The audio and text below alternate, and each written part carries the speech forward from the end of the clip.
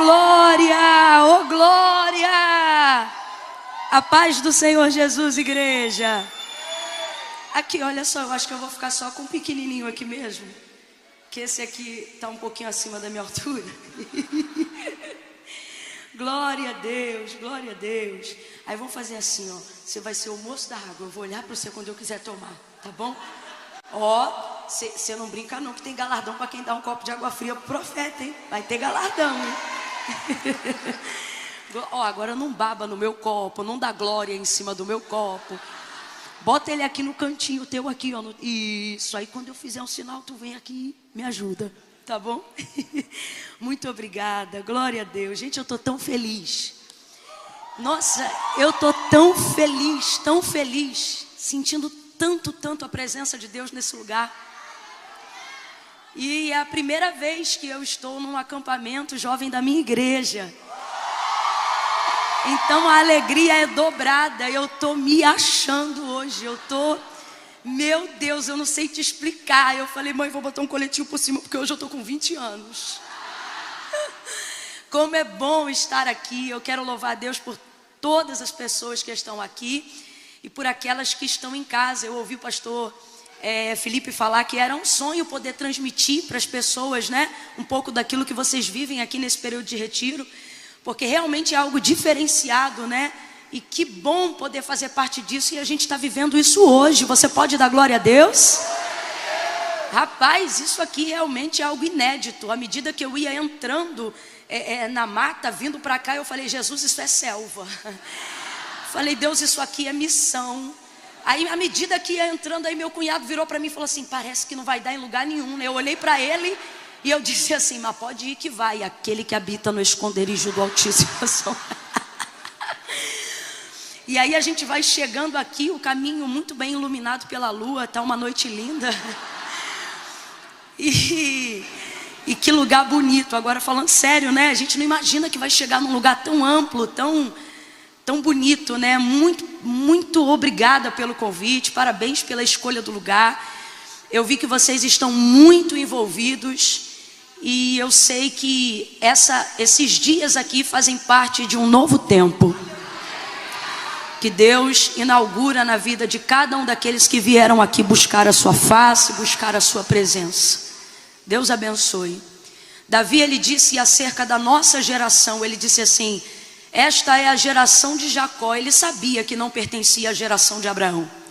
Ele sabia que não pertencia à geração de Isaac. Quando eu digo isso, não estou falando sobre a herança patriarcal, né? Sobre a bênção, não, estou falando literalmente sobre o tempo presente da época. Ele sabia que não pertencia ao tempo de Abraão, sabia que não pertencia ao tempo de Isaac.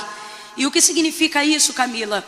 O nome do nosso Deus e o memorial do seu nome, até hoje para todos nós que estamos aqui, é o Deus de Abraão, o Deus de Isaac e o Deus de Jacó. E aí então Davi, ao salmodiar, ele vai exaltar o Deus de Jacó, porque ele sabe que aí sim o Deus de Jacó pertence ao seu tempo. Por quê? Mesmo não sendo Davi contemporâneo de Jacó. Porque o Deus de Abraão é o Deus que faz promessa. O Deus de Isaac é o Deus que cumpre promessa. E o Deus de Jacó é o Deus que dá manutenção àquilo que já realizou. Davi sabia disso e por isso ele vai salmodiar dizendo, nós somos a geração de Jacó. Por quê? Porque nós estamos vivendo o tempo do cumprimento de promessas que Deus já realizou. Será que você não percebe, por exemplo, que está vivendo os dias de Joel? Os dias anunciados pelo profeta, aonde o Espírito do Senhor seria derramado sobre toda a carne. Irmãos, nunca tivemos tantas oportunidades de vermos e vivermos palavra cantada, palavra pregada, palavra poetizada, palavra ministrada. O Senhor está em toda parte. Em absolutamente toda parte. Já não há quem se envergonhe em fazer menção do nome do Senhor. Há até quem envergonhe o nome do Senhor, mas já não há quem tenha vergonha de mencionar a honra que há em seu nome. Pelo menos essa é a esmagadora maioria daqueles que buscam a tua face, ó Deus de Jacó, daqueles que estão vivendo a manutenção de promessas que um dia foram feitas. Talvez você está ouvindo isso agora e está dizendo: Camila, eu ainda estou na espera do cumprimento de algumas promessas que o Senhor me fez.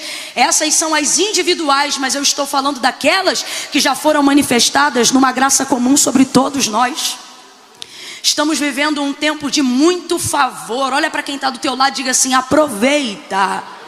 Diga de novo: aproveita. Nós estamos num tempo muito favorável. O cetro de Deus está estendido sobre nós, através do seu favor e da sua graça. Está aberto, irmãos, os céus estão abertos sobre esse lugar. Olha, a chance de 100% daquilo que você está pedindo, 100% será atendido nesta noite. Deus está aqui, aleluia. Oh, glória a Jesus, aleluia. Muito obrigado pelo convite, pastor Gabriel. Deus abençoe sua vida.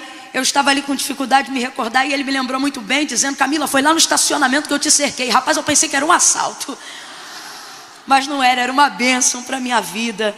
Deus abençoe pastor Gabriel. Deus abençoe Karen, estava por aqui agora junto com o cupcake dela. É um cupcake, gente, se botar o glacê, acabou. Deus abençoe pastor Felipe, Ágata, feliz em conhecer, em estar mais perto de vocês hoje. E a todos os nossos irmãos que estão aqui. Wesley, eu não sei, é até estranho, eu me senti pecando te chamando pelo primeiro nome sem te dar um atributo. Você acredita? Tão ungido, tão cheio da graça. Eu falei: Deus, que unção irresistível ele tem. Irresistível. E eu disse: ele está me lembrando a palavra que o Senhor liberou a Josué. Parece que o que o Senhor disse a Josué é nitidamente sobre ele também, quando o Senhor disse: ninguém te poderá resistir todos os dias da sua vida. Meu Deus, meu Deus, meu Deus. Ó, fico gaga, tem que vigiar se não vira uma idolatria. Gente do céu, o que é isso? Para de fingir costume, não me irrita que você não vê isso todo dia. Meu Deus do céu, o cara é um showman, tá por ouvido, Wesley? Um showman, meu Deus. Gente, na hora que apagava a luz de tudo e ficava só ele, eu dizia: o arrebatamento da igreja. Mano do céu, o que é isso? Deus me livre, esquisitaço, esquisitaço. Os músicos que estavam te fazendo companhia são seus? Vieram com você? Deus abençoe, Deus abençoe. Deus me deu algo com o baterista. Eu não sei se ele é dos que veio com você, se é com você. Deus me mostrou algo aqui com o baterista. Ele está por aí em algum lugar? Tudo bem, ele na verdade já recebeu, não precisa estar aqui, Deus sabe. Eles trabalharam muito, precisa beber uma água. Ah, tá aí? Glória a Deus, Miguel é crente. O Senhor me mostrava como se um anjo, eu não vi anjo, nunca vi anjo, tá bom? Mas o Senhor me mostrava, Ele me revelava, esse é o termo certo. Me dava o discernimento e o entendimento de que realmente um ser, um anjo enviado por Deus, ele vinha por trás de você e fazia assim nos seus braços direito e esquerdo, assim, ó. E ele ungia seus braços, ele separava os seus braços. E o Senhor me dizia especificamente para quê? Você é eu não estou te enxergando, eu estou falando aqui pela fé, crendo que você está nessa direção que falaram. Amém. E o Senhor, ele dizia que você, pelo menos aqui pra a gente achou maravilhoso a participação, o conjunto da obra de tudo que vocês fizeram. Acredito que até os rapazes que são músicos, né, não tem o que acrescentar e nem o que tirar, né? Não tem. E eu pensava: Deus, o que mais o Senhor fará na vida desse moço tão excelente? Ele já é. E o Senhor disse: mas ele queria ser mais veloz. Ele queria ser mais rápido. Eu não sei explicar, não sou musicista, mas o Senhor te dava uma graça, moço. Você vai conseguir desenvolver com uma destreza, com uma habilidade, com uma velocidade, aquilo que Deus te confiou para esse tempo. Não estava em você até hoje. O que estava em você até hoje era a sua habilidade, seu estudo, a graça que o Senhor derramou. Mas este algo é novo e você vai perceber. você vai perceber que uma chave nos seus braços virou. Que algo no seu intelecto, um nível de destreza maior, de habilidade e de velocidade, a ponto de que vão perguntar: é uma pessoa só fazendo isso? Derremingando o rebanho de Ergnúcia. Eu via isso nitidamente. Você vê que tem tanta unção, Deus está tanto aqui que tinha um tempão que eu não via nada. Mas eu precisava entregar isso aqui, viu? Deus abençoe. João, irmãos, Evangelho de Jesus segundo escreveu João.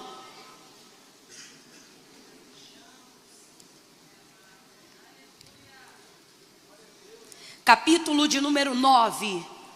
Moço da água.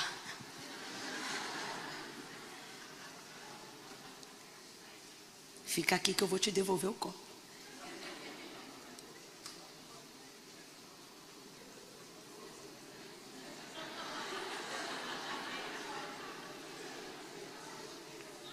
Só mais um pouquinho, peraí.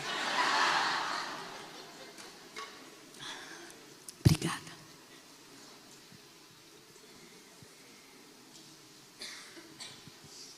João capítulo 9. Quem achou, diga amém. Amém. Versos 1 em diante. Diz assim o texto sagrado: quando Jesus ia passando, viu um homem. Complete aí para mim, por favor. Viu um? Isso. Quando Jesus ia passando, viu um homem cego de nascença. E os seus discípulos, ou os discípulos de Jesus, lhe perguntaram: Rabi, mestre, quem pecou? Este ou os seus pais, para que ele nascesse cego?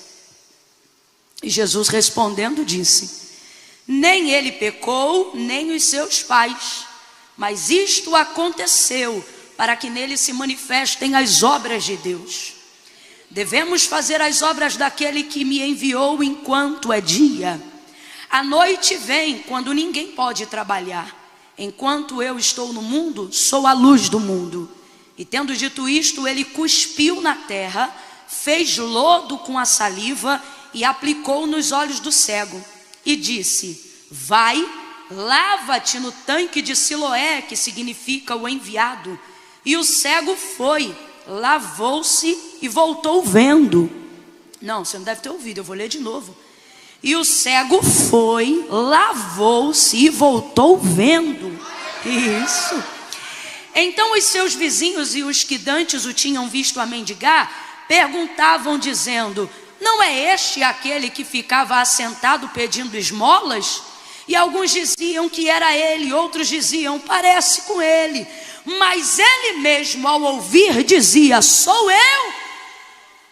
E perguntaram-lhe então: como foi que abriram os teus olhos? E ele respondeu dizendo: o homem chamado Jesus. Oh, aleluia. O homem chamado Jesus fez lodo, untou-me os olhos e disse: vai ao tanque de Siloé e lava-te. Então eu fui, lavei-me e pude ver. Verso de número 19. Perguntaram aos pais desse moço: este é o vosso filho? É ele o que vocês dizem ter nascido cego? Como é que agora então ele enxerga? E os pais responderam: sabemos que este é nosso filho e que verdadeiramente nasceu cego. Mas que agora como que ele vê ou quem lhe abriu os olhos não sabemos, mas ele tem idade. Pergunte para ele e ele falará por si próprio.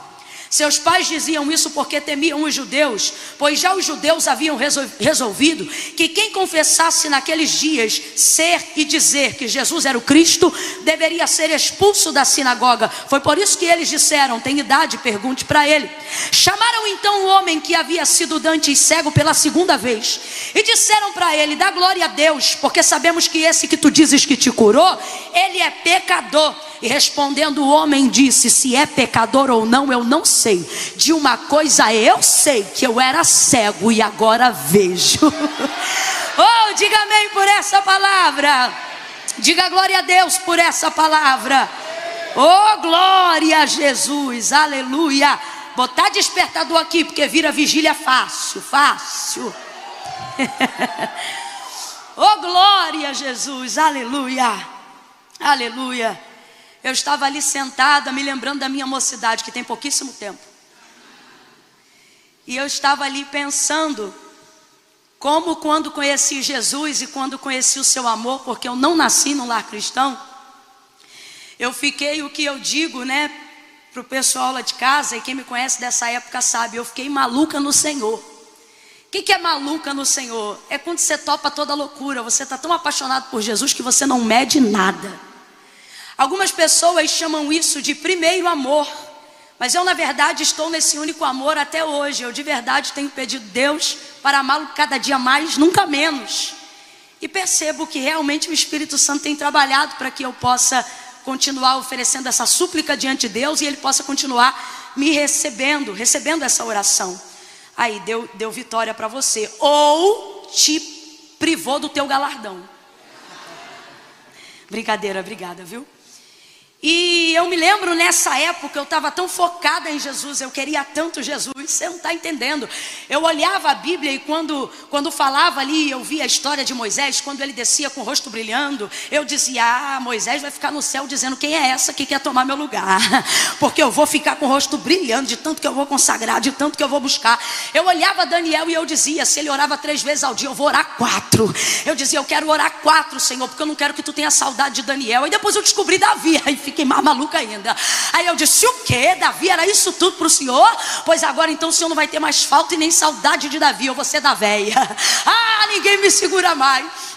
Eu buscava tanto, tão intensamente, às vezes da carne ficar fraca, buscando realmente uma consagração e tentando justificar o injustificável, tentando abraçar e agarrar o imerecido através de práticas e de atos que são legítimos, mas que na verdade jamais me colocariam em um patamar que me fizesse justificar aquilo que Deus gratuitamente já havia me dado. E aí eu comecei a falhar, porque a gente falha. Olha para quem está do teu lado e diga, a gente falha. Olha para mim, Deus não te fez para ser sobrenatural. Quando Ele te criou, Ele te fez humano, ser humano. E a verdade é que quando a gente conhece ao Senhor e experimenta o seu sobrenatural, o seu extraordinário, a gente quer prolongar esse período com o sobrenatural. Quem está entendendo, diga amém. Por exemplo, quem gostaria de estender para a sua casa essa atmosfera que está vivendo aqui? Quem gostaria de levar na mesma proporção de intensidade aquilo que estava recebendo quando o servo do Senhor estava ministrando aqui? A nossa vontade, se pudéssemos transferir esse ambiente ou estendermos em largas grades de hora a unção, o poder, o avivamento, o quebrantamento, aquele choro, aquele pranto que muitas vezes invade a nossa alma e a gente sabe que é a presença do Senhor de maneira imponente, como um rio que corre para o mar e não pode ser parada.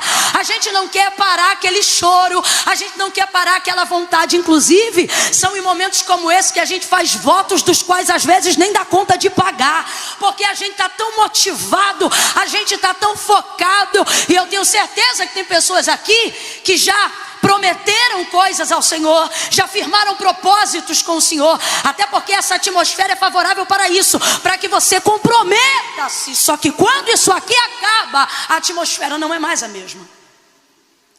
Só fica você e a sua carne que quer poupar energia. Só fica você e a sua carne que tem prazer no descanso. Só fica você e a sua carne dizendo que lê a Bíblia que nada, vai maratonar aquela série que você não viu ainda. Só fica a sua carne dizendo, ou você acha que na segunda-feira sua carne vai dizer, entra para o quarto, fecha a porta e entrega pelo menos 1 hora de oração para Deus. Não, ela vai dizer, sabe o que? Dorme, você está cansado do retiro, liga a televisão, um balde de pipoca e cai dentro. É isso que a sua carne vai dizer para você, sabe por quê? A carne não opera voluntariamente para Deus bem algum. Tudo que ela faz, que se reverte para a glória de Deus e edificação da nossa alma, é por imposição ou impelimento do Espírito Santo, que trabalha como cooperador, te convencendo daquilo que faz bem para você. Porque como disse Salomão, o que faz bem para você não é a carne. Olha o que ele disse, se o Espírito estiver de pé, ele animará todo o corpo. Mas olha o que ele diz: porém, se o espírito estiver abatido, quem, pois, o animará?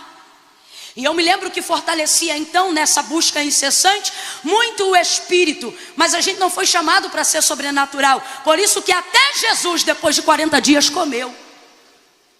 Por isso que qualquer pessoa que entra num método de consagração, de profundidade, de imersão, como aquilo que nós estamos fazendo aqui hoje, tem um tempo para iniciar e um tempo para se retirar. Porque quando o Senhor nos criou, Ele não nos fez sobrenaturais, Ele nos fez humanos. Quando Paulo pediu ao Senhor e ele dizia insistentemente, ele dizia: tira de mim, por 3 vezes ele anuncia, eu orei, eu clamei ao Senhor e eu disse: arranca de mim esse espinho na minha carne, esse mensageiro de Satanás, que de tempo em tempo vem me esbofetear. E quando o Senhor se destinou a respondê-lo, depois de um clamor repetitivo por 3 dias, o Senhor disse para ele: a minha graça te basta, e o meu poder se aperfeiçoa na sua força.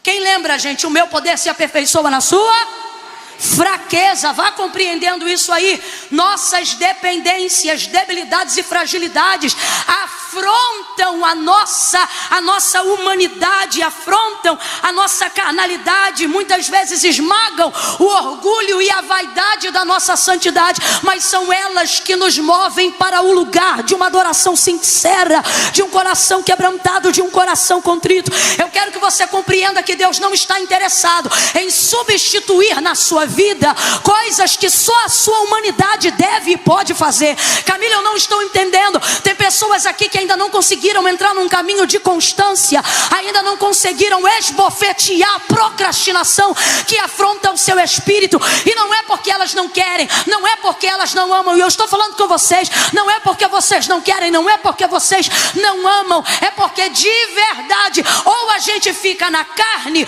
ou a gente fica no espírito. Na nossa cabeça a gente pensa que é isso. Ou você consagra muito e não peca, fica santarrão, fica crente pra chuchu, julga o pecado de todo mundo. Ou então você fica carnudão e tudo respalda pela graça e nada tem nada a ver e é oba-oba. E aí você fica lá e cá, lá e cá e lá e cá. Tua vida parece um eletrocardiograma, hora em cima, hora embaixo.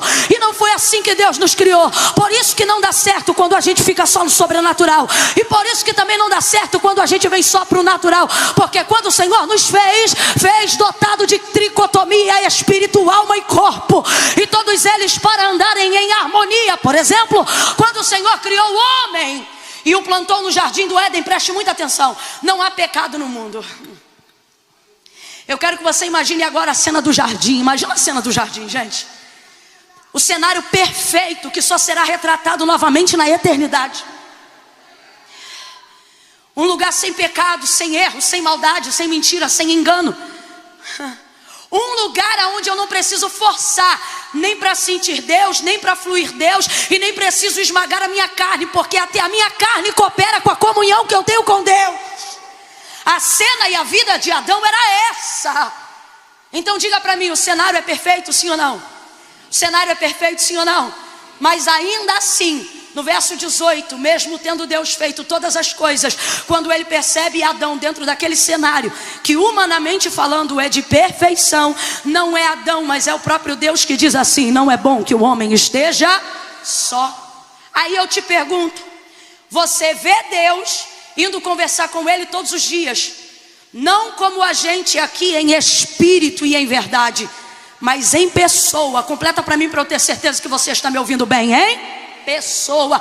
Imagine absolutamente nenhum outro homem, nem mesmo Moisés, porque o viu de relance apenas pelas costas, mas Adão via Deus face a face.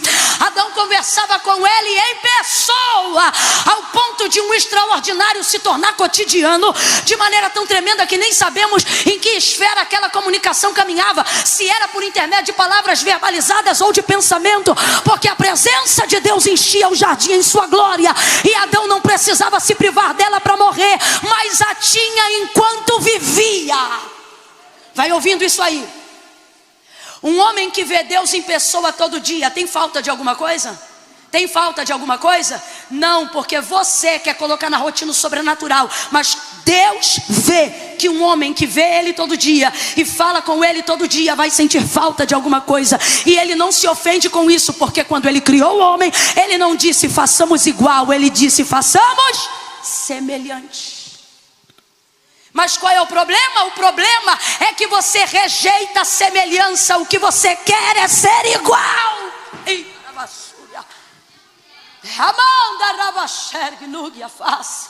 A gente quer ser igual. A gente não percebe que quer ser igual, porque ninguém aqui em sã consciência quer tocar na glória de Deus. Mas por que eu estou dizendo que ainda assim a gente quer ser igual?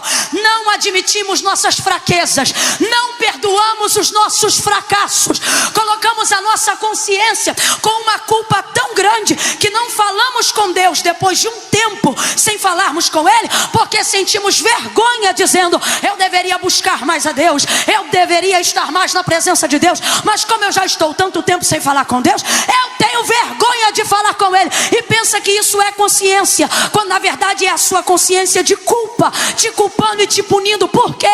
Deus perdoa, Deus te quer de volta, Deus te chama pelo nome, porém você não admite ser tão falho, porque Deus é tão perfeito que Ele merece o teu melhor.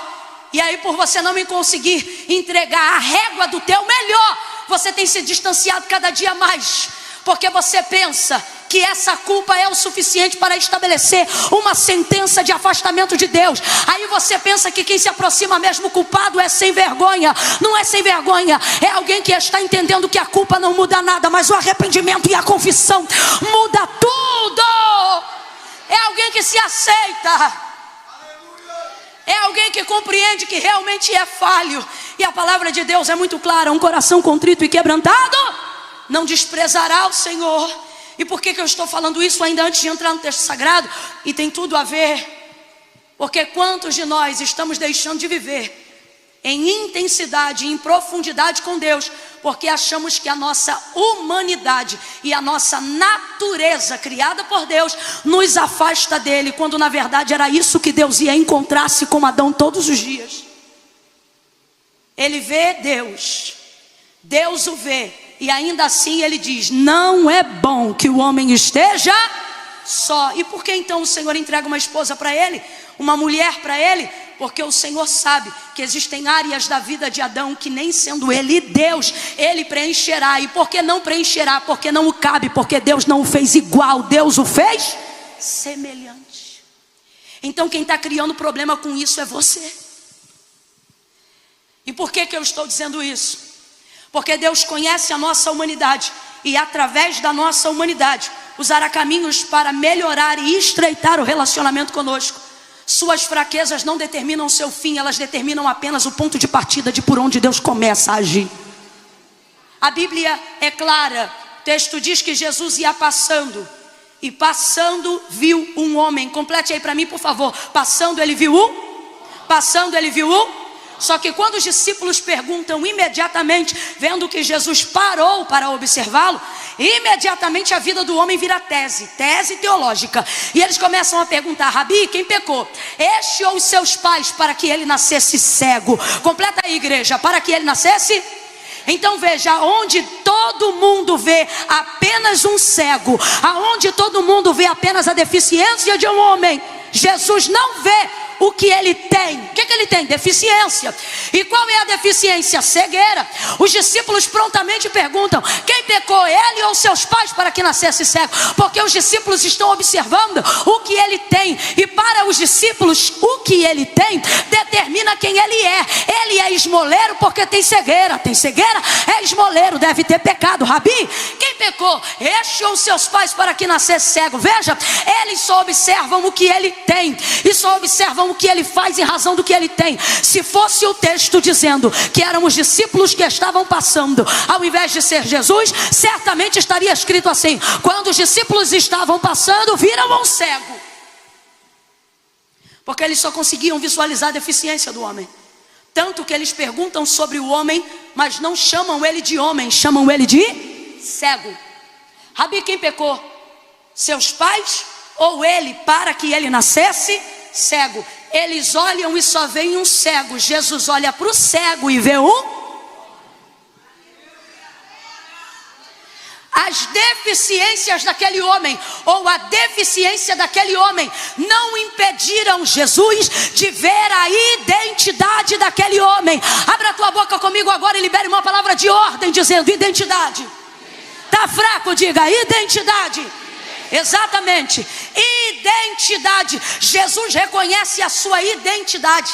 Ele sabe quem você é. Por isso ele diz: eu sei que pensamentos tenho de vós, diz o Senhor, pensamentos de paz e não de mal, para vos dar o fim que desejais. Eu já falei isso 1000 vezes e vou falar quantas 1000 vezes o Senhor mandar. Baseado nessa palavra, Deus está dizendo categoricamente a esta Israel, que vive se sentindo rejeitada, que vive sentindo que precisa de outros deuses, que vive sentindo que precisa se assemelhar a outras nações para ser igual a elas, porque não aceita a sua identidade definida. E qual é a identidade de Israel? Você não é o que dizem que você é. Você também não é o que a sua mente diz que você é. Você é quem eu estou dizendo que você é.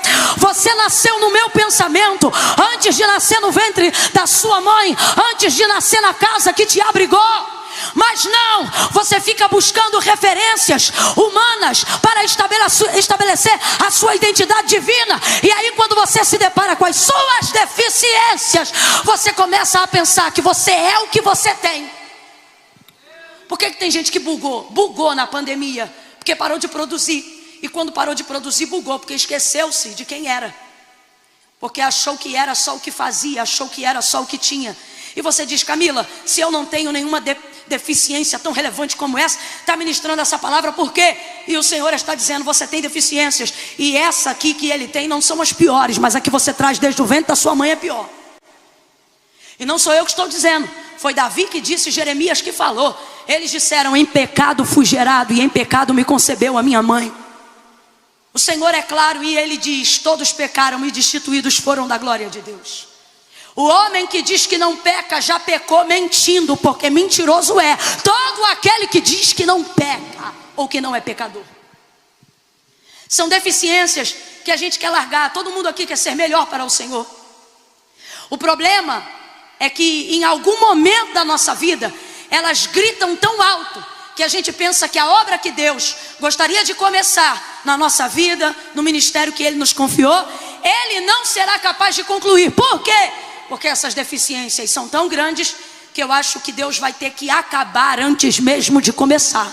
Porque você pensa que o que você fez é tão feio e a sua inconstância é tão desagradável e você anda tão aborrecido consigo mesmo, consigo mesma, que você pensa que isso reflete a mesma coisa que Deus pensa a seu respeito. O que é isso? De um tempo para cá, por causa dessas deficiências, você está começando a pensar que Deus pensa de você o que você pensa de si mesmo.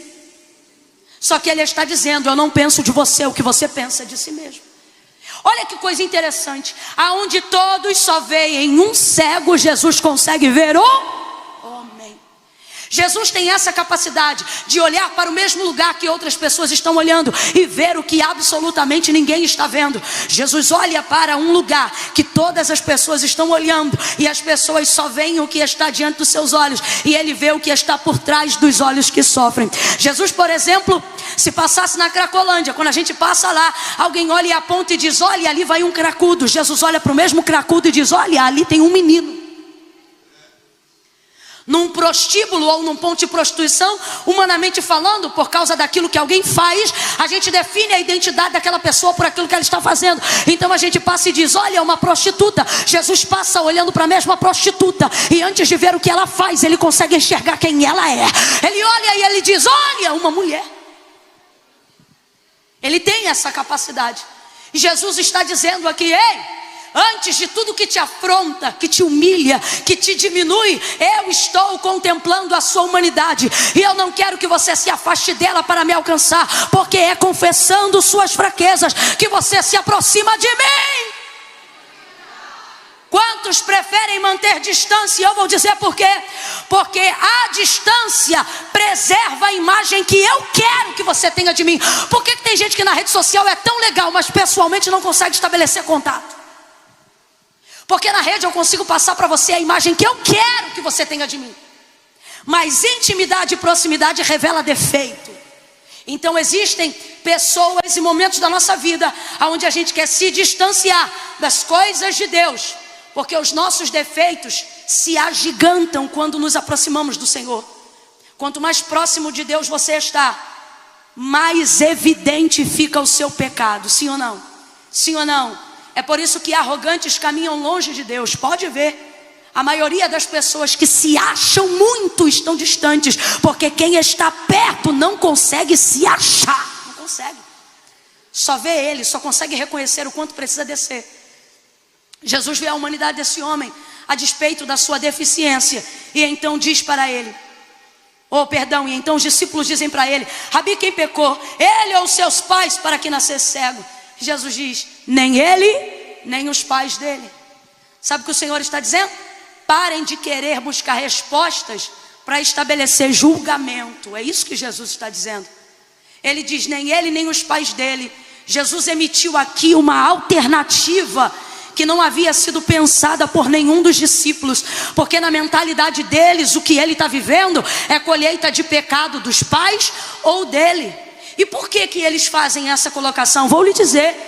Eles nunca perguntaram isso acerca do leproso, nunca perguntaram isso acerca do paralítico, nunca perguntaram isso acerca de nenhuma outra pessoa que tinha alguma deficiência e ao longo do caminho Jesus havia curado, mas perguntaram acerca deste cego. E por que fizeram isso? Porque na verdade eles estão intrigados de Jesus parar para dar atenção a um homem que tem uma deficiência de nascença. Camila, eu não entendi, vai entender agora.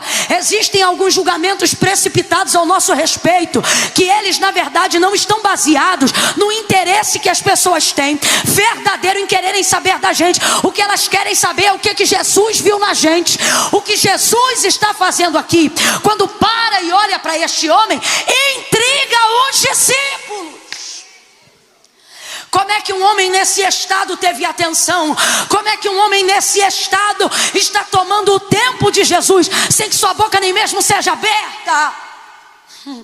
Existem palavras que as pessoas querem determinar sobre a nossa vida, mas não porque tem nenhum interesse nelas, é porque querem saber o porquê Jesus me escolheu. Por que Jesus escolheu? Grita tanto. Por que Jesus escolheu? Fala tão baixo. Por que Jesus escolheu? Dá glória alto. Por que Jesus escolheu? Não dá glória. As pessoas especulam, porque elas querem ter uma razão pela qual o tempo de Deus é usufruído por você. Elas querem ter uma razão de por que Deus se propôs a estabelecer um plano novo na sua vida. Elas querem entender o que havia em você para que Ele parasse um andamento de um caminho e de uma jornada e desse atenção para você. É isso que está intrigando os discípulos. Não é por causa do cego, é por causa de Jesus. E aí tem gente aqui nessa noite que está perturbado dizendo: Camila, quando eu estava no mundo virado na lama da idolatria, envolvido com droga, sexo, pecado, tudo que não presta, envolvido em uma cambada de festa, metendo êxtase para tudo que é lado, ninguém queria saber o dinheiro que eu pagava minha cerveja, ninguém queria saber que horas eu saía de casa, que horas eu voltava. Mas é eu botar uma Bíblia debaixo do braço e entregar minha vida para Jesus que eles começam a querer saber aonde está andando, com quem está andando, que horas chega, que horas volta para casa. E aí você fica perturbado dizendo: é muito difícil ser crente. E o Senhor está dizendo: não, é tão bom que tua vida passou a ser interessante só depois que tu me conheceu. Ninguém queria saber de você até então. Falando aqui nessa atmosfera é bom, mas vivendo isso no dia a dia é o aço, irmão. Ou irritação. Querem saber e especulam. Olha para quem está do teu lado e diga: estão especulando você. Você pode não saber, mas tem almoço, que quem está sendo servido é você. É assim. E eu não estou falando isso para te amedrontar, eu estou falando isso para dizer: dorme em paz. Porque você está tentando trazer para as pessoas uma resposta que nem você tem. Então o que você começa a fazer? No caso nosso, não no dele. Você começa a viver um tipo de vida que seja o suficiente para responder às especulações que as pessoas andam tendo a seu respeito, para saber se você é crente de verdade, se é bom marido de verdade, se é bom pastor de verdade, se é uma pessoa generosa de verdade. Você começa a viver uma vida para corresponder às expectativas e às especulações dos outros. Aí você vai ficando cansado de servir, cansado de de adorar. E no final acha que difícil é o evangelho. Não, não é. Difícil é que você percebeu que por causa da perseguição e da especulação, você começou a usar toda a sua energia, toda a sua devoção para ter status social de santidade e tentar calar a boca do povo com teu testemunho. E isso está te esgotando. Deus me trouxe aqui nessa noite para dizer: você não tem a resposta que eles procuram. Você não tem obrigação de corresponder à expectativa de nenhum especulador. Usa a tua energia para me adorar em espírito e em verdade. Não foi você que parou e olhou para mim. Fui eu que parei e olhei para você. João capítulo 15. Olha para quem está do teu lado e diga assim: você está cansado? Diga, está cansado. Não é de culto, é de tentar dar resposta. Você não está cansado de ministério. Você está cansado de ter que se esforçar para mostrar que a unção é verdadeira. Você não está cansado da palavra. Não. Você está cansado porque está usando tudo que Deus te deu para servir a Ele, servindo às expectativas que estão sendo debruçadas sobre você, de gente que emoldura você dentro de um lugar onde nem eles se colocam. E você acha que tem que atender essas expectativas. É disso que você está cansado. Só que há exemplo da vida do cego. Nós vamos sair daqui nessa noite entendendo o que Jesus explicou. E João escreveu no capítulo 15, quando ele disse: não fostes vós. Olha o que o texto diz: e passando Jesus, viu um homem. Então presta atenção, o homem era cego. Passando Jesus, viu um homem. Quem viu quem? Jesus viu quem? E o homem era... podia ver a Cristo? Então quem viu quem? Quem viu quem? Jesus está dizendo: você quer dar através da sua vida respostas que só eu posso dar, porque quem te escolheu fui eu. Quem sabe o motivo pelo qual eu te escolhi fui eu. Não fostes vós que escolhestes a mim, mas eu que vos escolhi a vós. Fala a verdade, fala a verdade. Você também não sabe o que ele viu. Fala sério. Não sabe o que ele viu. Tem coisas que só a eternidade vai revelar. A canção que o irmão Wesley cantou aqui, ele disse que tem sido a canção da vida dele, tem sido a canção da minha vida há mais de 30 dias. E interessante que eu fui capturada por essa canção, não só pela melodia, harmonia maravilhosa, voz impecável, mas por uma parte que diz desprezível. E eu comecei a perceber que realmente eu não fluiria em nenhuma outra coisa senão no chamado do Senhor. E aí o Senhor começou a me lembrar dizendo: eu não te escolhi porque você era boa, eu te escolhi porque se eu não te escolhesse ninguém te escolheria, porque você era desprezível. Então como é que eu vou responder à indagação de pessoas que especulam e criam julgamentos precipitados a meu e a seu respeito, se eu também não tenho essa resposta? Eu não vou mais me martirizar. E Deus trouxe gente hoje aqui para dizer: eu não quero você se martirizando. Eu não quero você em conversa fiada de WhatsApp. Eu não quero ver você batendo boca em Facebook. Eu não quero ver você printando coisa e mandando pelo direct para tentar explicar isso ou aquilo. O Senhor está dizendo a quem tem ouvidos aqui, para que possa ouvir. Ele está dizendo: pare, porque essas indagações não são sobre você, mas são sobre aquilo que eu vi em você.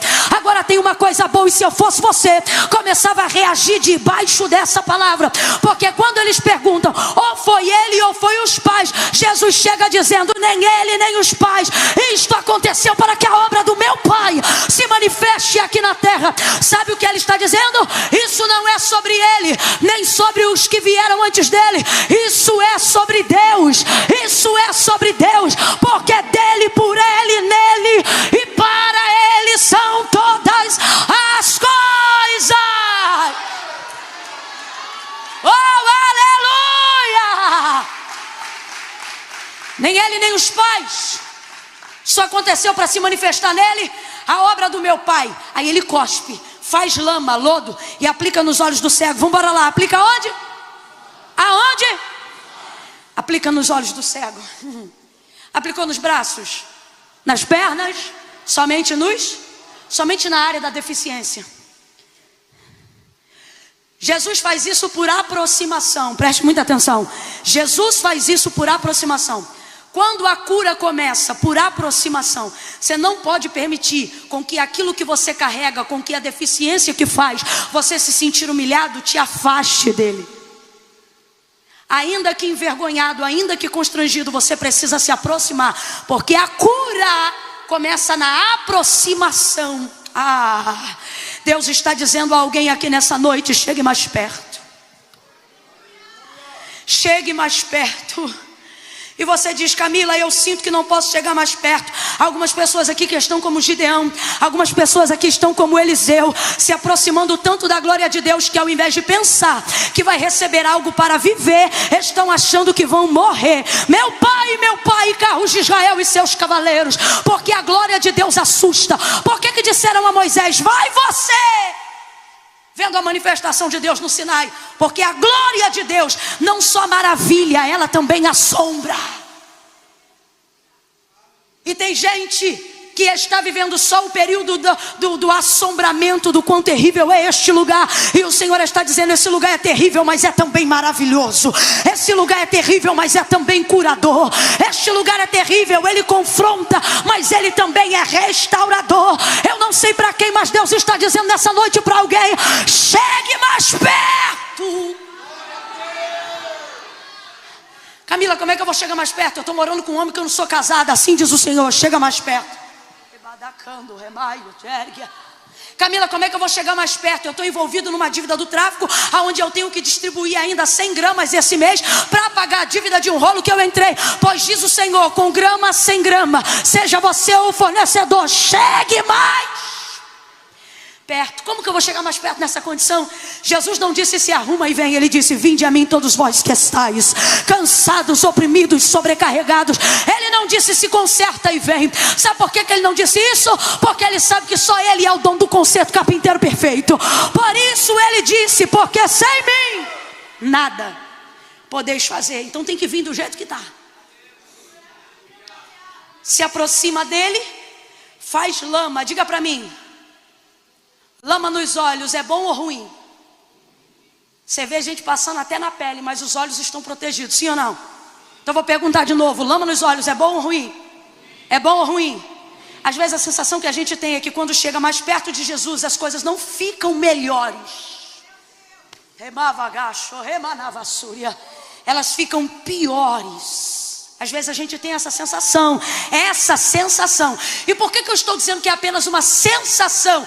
Porque esse homem está sendo curado, mas a sensação do momento não é de cura, é de lama. É difícil saber que algo bom está sendo feito quando o processo do negócio bom é ruim. Então a gente começa a pensar que na verdade estar tão perto não é tão bom. E o Senhor está dizendo: quanto mais perto você chega, melhor você vai ver que é. Ele pega e coloca a lama nos olhos. Que momento é esse? É o período que ele vai denunciar a área da deficiência. Ele vai expor a área da deficiência. Jesus fez algo semelhante com o cego de Betsaida, mas foi tão desagradável quanto essa cena, ou pior. O do cego de Betsaida, ele não cuspiu no chão. O texto diz que ele cuspiu nos olhos do cego. Imagina a pessoa. E pá! No rosto. Gente, o rosto é onde preservamos a maior parte da dignidade. Tanto que você se embolava na escola quando era criança. Ou alguém podia até te bater, mas se desse na cara. Na cara não. Lembra disso? Jesus vai cuspir nos olhos. Aí quem olha o processo da aproximação para viver a cura diz como é ruim. Eu não quero isso para mim. Esse confronto, essa denúncia, essa confissão. Alguém olha e diz, vê quem está de longe, vendo Jesus curando o cego de Betsaida, por exemplo, podia dizer assim, olha como Jesus está cuspindo no cego. Mas quem está de perto e sabe que ele vai ser curado, compreende, ao invés de dizer, olha Jesus cuspindo no cego, vai dizer, veja, Jesus está cuspindo na cegueira. O que é isso? Cuspe é desprezo. Completa para mim para saber que você ainda está comigo. Cuspe É o último grau do desprezo. O último grau do desprezo não é tapa na cara. O último grau do desprezo é vômito ou cusparada. Quando você está em sã consciência e você cospe, denuncia desprezo por algo, enjoo, asco por algo. Alguém vê Jesus cuspindo aquele cego e poderia pensar: olha como Jesus é mau, ele está cuspindo no cego, porque o cuspe é desprezo. Mas o que ele está dizendo é: eu não desprezo o homem, eu vou humilhar essa deficiência. Por isso ele cospe nos olhos do cego. Ele está dizendo: isso para mim não é. Isso é que é o desprezo. O que é desprezar? Preste atenção. Desprezar é sentir ódio? Não, porque quem sente ódio também pode sentir amor. A linha tênue que separa uma coisa da outra, o antônimo de cada um é exatamente esse. Se de um lado tiver ódio, do outro lado tem amor. Se do outro lado tiver amor, sempre estará também à beira do ódio. Os casados que te contem essa história. Ora você está amando, ora o pau canta. Ora o pau canta, ora está tudo bem. Tem alguém dizendo: Deus está falando. Então quem expressa ódio ainda expressa envolvimento, por pior que seja. Mas quem expressa desprezo, indiferença, está dizendo: tal coisa para mim não significa. É isso que Jesus faz com o cego de Betsaida. E é isso que, fazendo uso do cuspe agora, ele vai fazer com o cego de nascença. Então ele prepara o lodo e coloca. A aproximação não melhora a sensação.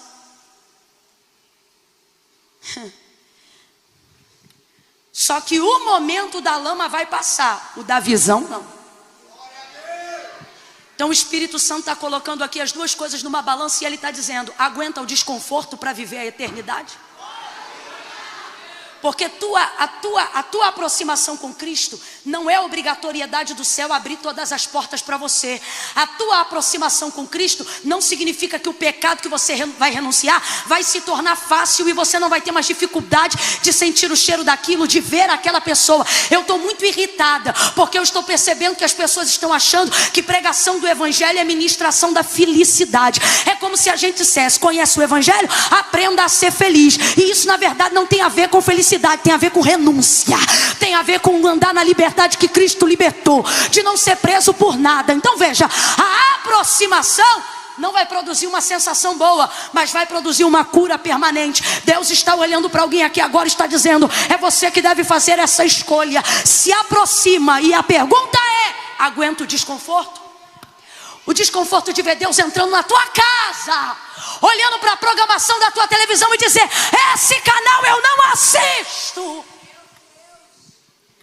Aguenta pegar teu iPhone, teu Samsung, teu celular, teu Tecnet, seja lá o que for, apresentar para ele assim, as respostas. E se à medida que você aproximar, ele dizer: não te quero em tal grupo, aguenta esse desconforto de ter alguém determinando sobre os teus relacionamentos, de ter alguém dizendo: tal pessoa assim, tal pessoa não, assim eu quero, assim eu não quero. Agora, se isso vale algo permanente que não pode ser removido, nem por julgamento e nem circunstância nenhuma, Deus está me autorizando a dizer: você então já deveria ter feito. Jogou a lama, e aí ele joga a lama e diz assim: vai no tanque de Siloé e lava-te. Vamos lá. Jesus jogou a lama. Vamos botar a lama aqui? Jesus jogou a... Vem, gente. Jesus jogou a... Mas quem jogou a água? Cego. A lama foi com Jesus, mas a água... Isso aqui é um milagre participativo. Olha o que Jesus está dizendo. Vou fazer aquilo que só eu posso. Você vai lá e faz o que você pode. Caiu um lenço aí. Ele vai até o tanque de Siloé e lava o rosto. Ouça isso. Ele vai até o tanque de Siloé e lava o rosto. Quando ele lava o rosto, ele percebe que ele está enxergando. Provavelmente as primeiras coisas que ele vê, ou é o próprio reflexo de seu rosto na água. Imagine alguém que nasceu desde que se entende por gente, mas não se conhece. Eu acho que antes de querer ver qualquer pessoa, ele gostaria de ver. Nenhuma curiosidade seria maior do que essa. Sim ou não? Não é narcisismo, é uma necessidade. E essa é uma das formas de Jesus curar. Depois que você é curado, você não quer apontar os outros, você quer aprender a conhecer a si mesmo. Jesus então joga lama, ele joga água, ele começa a se lavar. Provavelmente em seguida deve ter visto as suas mãos. Não sei, eu sei de uma coisa. Esse homem passa a saber que está enxergando, mas preste atenção e tente responder com a maior objetividade possível. Você acredita que a manifestação da cura que aquele cego acabara de viver, sendo ele cego desde nascença, aconteceu quando Jesus colocou as mãos com a lama, ou seja, quando Jesus jogou a lama ou quando ele jogou a água? Você acha que a cura aconteceu quando ele jogou a água? Vou perguntar de novo. Você acha que este homem foi curado imediatamente? Em que momento? Quando jogou a água ou quando Jesus? Não me irrita não. Ou quando Jesus jogou a lama? Agora, quem curou ele? A lama ou Jesus? A lama ou Jesus? Só um cura, gente. O restante medica. Curar, só um cura. Então quem curou ele? E em que momento ele foi curado? Quando Jesus jogou a lama nos olhos do cego, imediatamente ele foi curado, porque quem cura é Jesus. Só que ele não podia ver e não tinha nem reflexo de luz. Quando você fecha os olhos, você percebe que tem luz? Sim ou não? Sim ou não? Sim ou não? Se não percebeu, procure um oftalmo, tem alguma coisa errada. Toda a pálpebra fechada tem reflexo de luz, ainda que a retina esteja bloqueada, fechada. Então veja, mas ele não viu reflexo de luz e nem nada, porque Jesus não jogou só cuspe, mas ele jogou lama e bloqueou toda e qualquer exposição de luz. Então ele está curado imediatamente na hora que Jesus impõe as suas mãos sobre ele. Ele não vai ao tanque de Siloé para receber visão, ele vai ao tanque de Siloé para remover a lama. A cura, quem fez foi Jesus. E fez na hora que tocou. Aleluia. Mas o cego não sabe que está curado. Mas eu e você conhecemos o texto, responda aí. Está curado ou não está? Está curado ou não está? Mas ele ainda não? Então ele não vai ao tanque de Siloé para ser curado. Ele vai ao tanque de Siloé para saber que já foi curado. Escute isso. Agora vamos aqui imaginar uma cena. Imagine que Jesus jogou lama nos olhos dele por volta das 10 horas da manhã. E ele já no caminho, cansado, pensou: quando der meio-dia eu vou lá. Ele estaria curado desde as, mas só iria saber?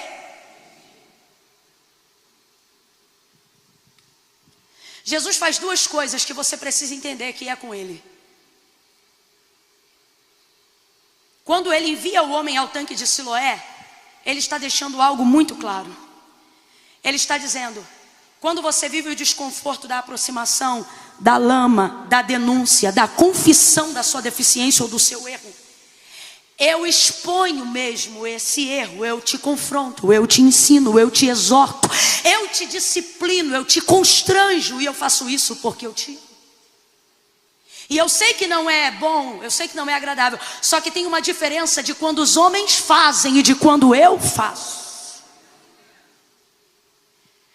Ele jogou a lama e disse aonde estava a água. Camila, eu não estou entendendo, vai entender agora. Os vizinhos sabiam que ele era cego desde nascença. Vê ele passando com a lama e vê ele voltando e sendo curado. Vê que ele está vendo e começam a dizer: parece o esmoleiro, parece o esmoleiro. E ele mesmo vai insistir dizendo: não parece, sou eu mesmo. Vai ouvindo isso aí. Eu imagino que teve gente que quando viu ele com lama, porque a Bíblia trabalha com síntese, então não tem cada detalhe, mas cabe aqui uma conjectura. Se alguém sempre te vê passando na rua, sempre te vê passando na rua, sabe que você tem uma deficiência, aí um dia tu vai lá e passa naquela rua com a cara toda borrada de lama, irmão. É natural que alguém diga: ei, ô cego, tá sujo, ei, olha, tem lama aí. Eu imagino ele respondendo: fique tranquilo, porque quem jogou a lama também me disse aonde tem água.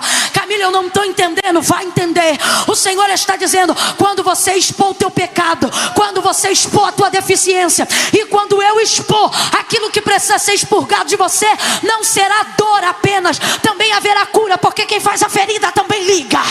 Quem faz a ferida também liga. Esse é o Jesus que você serve. No mundo vai sobrar julgamentos.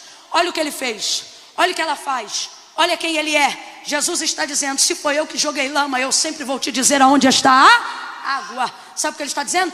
Jamais eu vou apontar um pecado seu sem te dizer aonde está o perdão para esse pecado. Jamais, jamais eu vou te confrontar com um erro seu sem te dizer aonde está a forma de acertar aonde você errou. Esse homem volta, lava, e quando ele lava, ele percebe que ele já está curado. É uma bagunça, um burburinho começa. E começam então a dizer: como é que você foi curado? Porque ele dizia: sou eu mesmo. Ele dizia: sou eu mesmo. Wesley, eu posso chamar os rapazes que estão com você para me ajudar a encerrar? Vocês podem me ajudar aqui? Ele voltou enxergando, e ao invés de dizerem, ouça isso: olha, ele está enxergando, eles diziam: parece o esmoleiro. Gente, foca aqui na cena.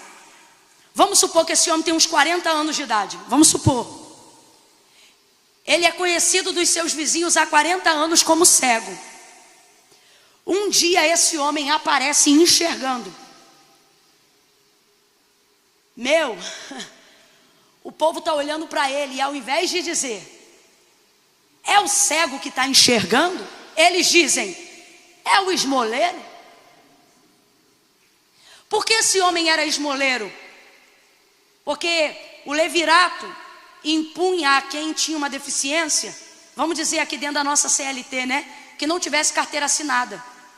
Por isso eles dependiam de esmola. Mas o que no Novo Testamento a gente chama de esmola, no hebraico, na lei do levirato, chama-se nedavá. Desculpa a pronúncia, mas eu não sei falar hebraico.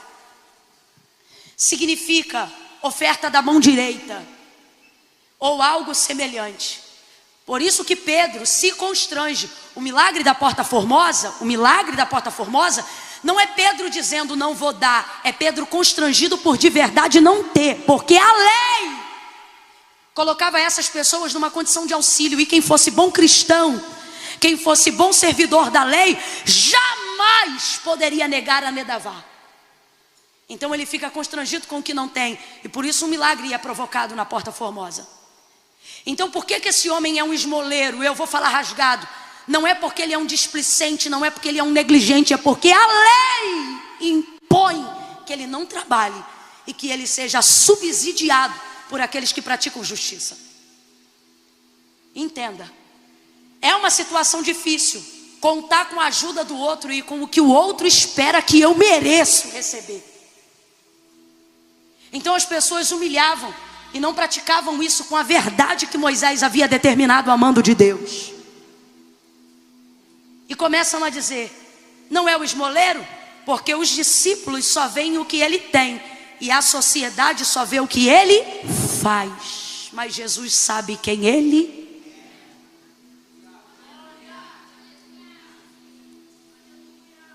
Jesus sabe quem você é.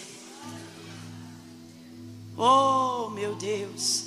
Os homens e os vizinhos de vez, ao invés de dizerem: olha, ele está enxergando, não, eles diziam: não é o esmoleiro?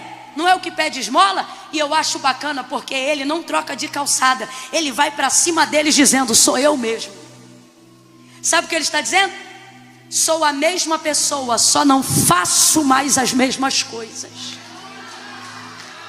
Ele vai continuar sendo o homem que ele sempre foi e que Jesus viu, só que agora não vai precisar pedir esmola. Quando Deus entra na tua vida, Ele não precisa te obrigar a dizer o que você não tem que fazer. É você que, entendendo quem você é, sabe o que não pode e o que não precisa mais fazer para sobreviver. Lavou, aí agora os pais estão sendo questionados, porque ninguém podia dizer que Jesus fazia milagre ou que era o Cristo.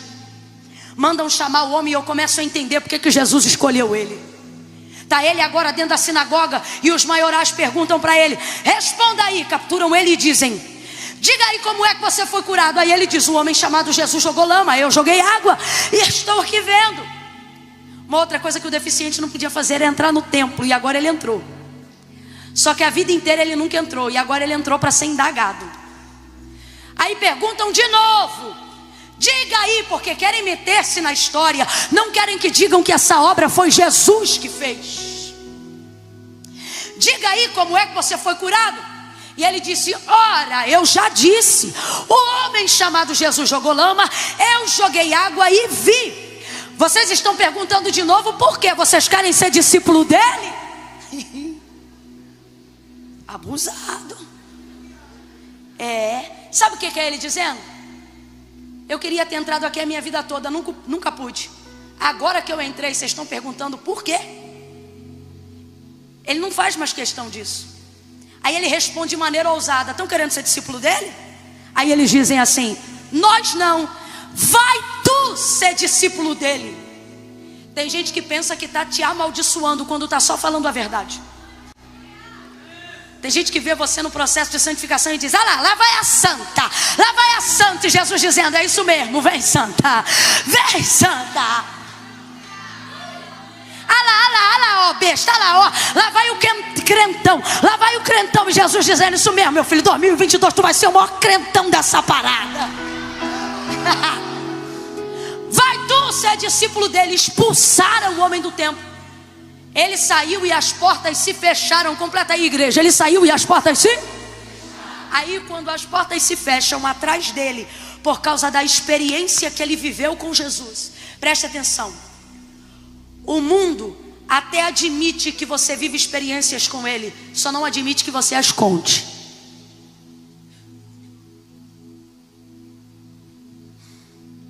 Quando você conta essas experiências, automaticamente portas começam a se fechar. E às vezes são portas de lugares que a gente sempre quis entrar. Quando as portas da sinagoga atrás dele se fecham, há um homem esperando ele do outro lado da calçada. E este homem não é brincadeira não. Eu me lembro. Ele mesmo disse: eu sou a porta pela qual as ovelhas passam. Oh! Jesus está do outro lado esperando o homem. Entenda. Compartilhe a tua experiência com Deus, ainda que portas se fechem, porque você vai ver que o que Deus tem para você é maior do que tudo que rejeitaram e tentaram impedir com que você vivesse até hoje, por causa da sua experiência. Quando ele chega do outro lado, Jesus está bem na frente dele. Mas responda para mim, ele sabe que é Jesus? Não, porque quando Jesus o curou, ele ainda era. E agora que ele está enxergando, não tem como identificá-lo. Aí Jesus vai fazer um negócio que eu amo, porque quando ele é bom, mas quando ele é terrível, ele é melhor ainda. Aí ele diz assim: homem, tu crê que o homem que te curou é o Filho do Deus vivo? Aí o sonso, que é o homem, para ter certeza, ele diz: como crerei se não sei quem é? Ele não sabia quem era a imagem, mas ele conhecia a voz.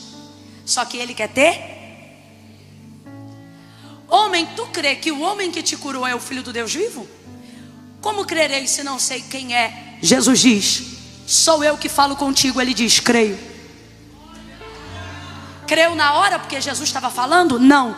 Creu porque já havia tido uma experiência com o Senhor. Então agora ele está apenas confessando. Está apenas confessando. Eu acho isso aqui lindo, sabe por quê? Jesus viu ele quando ele ainda não via. Jesus amou ele quando ele ainda nem sabia quem era Jesus. Essa história não é só dele, é nossa também. Quem aqui sentiu que já era cuidado quando nem sabia que era Deus que cuidava?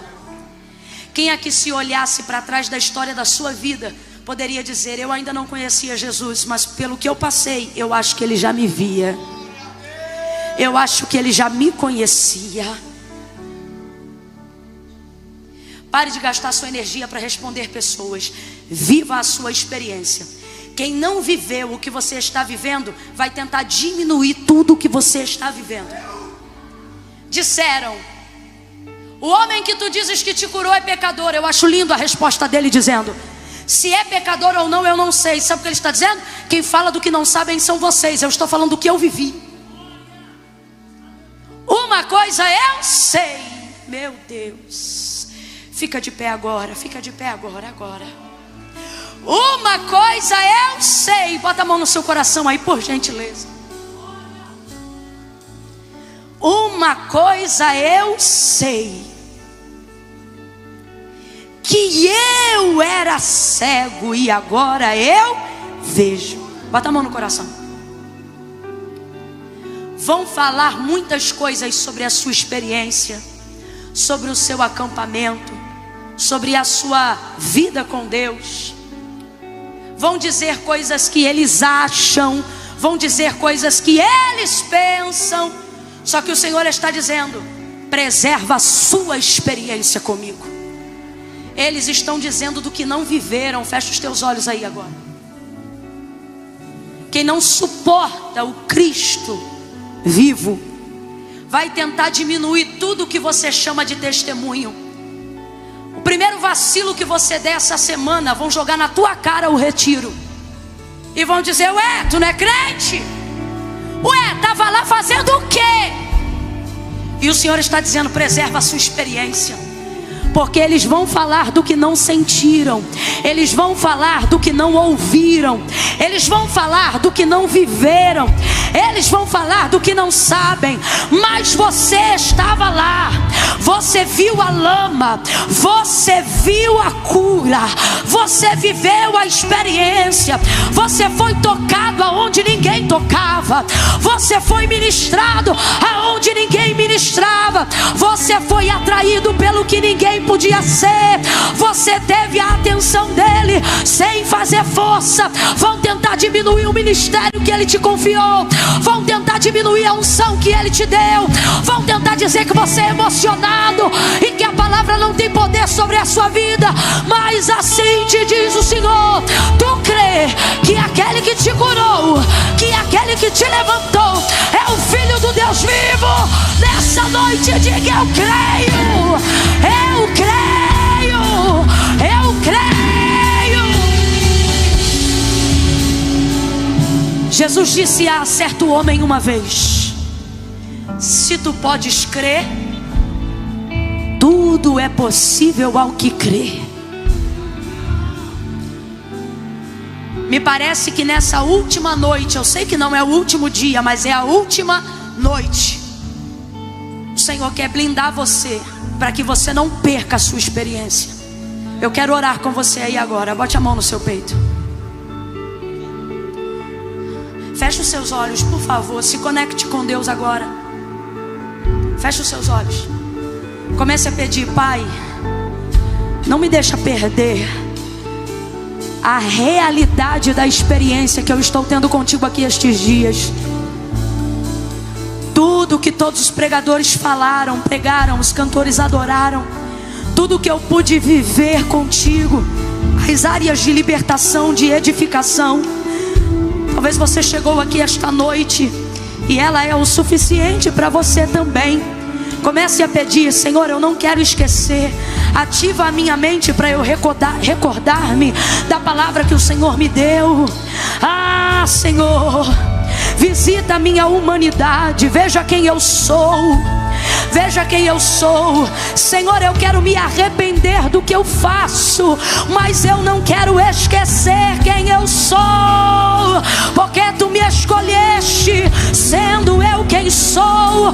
Tu me fizeste sendo eu quem sou. Tu me tecestes no ventre da minha mãe. Eu não quero guardar os meus pecados, eu não quero esconder os meus pecados, eu quero confessá-los, eu quero me arrepender, eu quero viver o processo. Se tiver lama, bota lama, confronta, denuncia, mas te aproxima de mim, te aproxima de mim nesta noite. Chega mais perto, chega mais perto, chega mais perto.